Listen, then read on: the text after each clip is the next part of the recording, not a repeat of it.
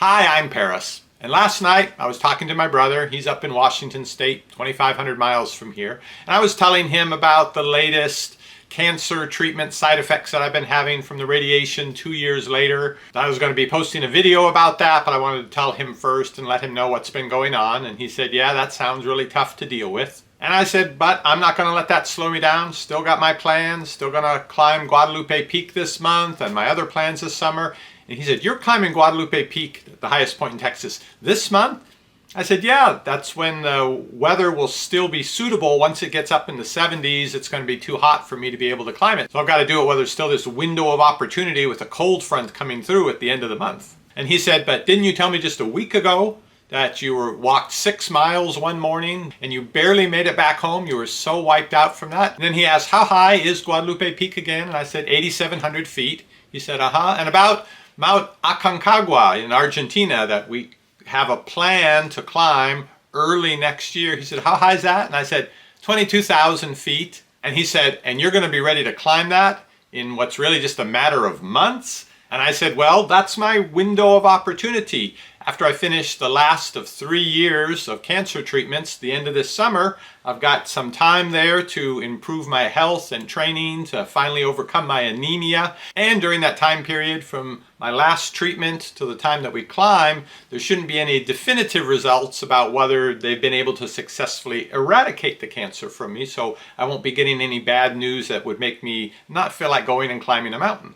So this is my window of opportunity. And in the extended silence I can hear, on the other end of the line, I can hear him thinking over in his head, what exactly is my part in this expedition of going with you to climb Aconcagua? I'd like us to both get up to the top and back down together. And he said, well, I just saw a video on YouTube talking about there have already been 3 deaths this year of people trying to climb Mount Aconcagua. Are you sure this is going to be something you're going to be able to do? There are other places we could climb in the US or Central America, really high, cool mountains that aren't 22,000 feet high. He said, you've gone through so much with the cancer treatment over the 3 years and you're still getting symptoms now, and you've gone through all of this misery so that you have a chance to extend your life, maybe 20, 25 more years. And the first thing you want to do when you finish the last treatment is you want to go out and do something that could risk your life. Not because it's a dangerous thing to do, but in spite of it being dangerous, I want to go and do this,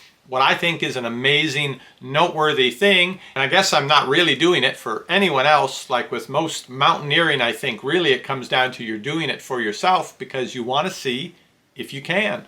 That's the closest I could come to explaining my desire to go and do this risky thing.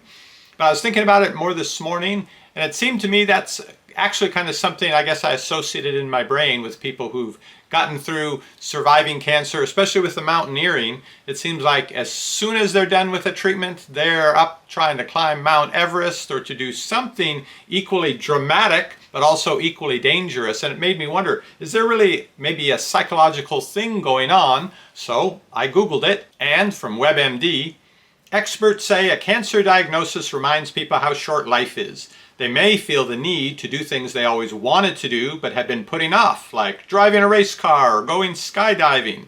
Many survivors decide to change careers. And should you worry? Most of the time, there's no need. Because yeah, I've worked hard for the next 20 years of my life. I don't plan to just go throwing it away. As I mentioned in a previous video, I have no interest in climbing mountains that are prone to avalanches, have crevasses, have seracs that can fall on you.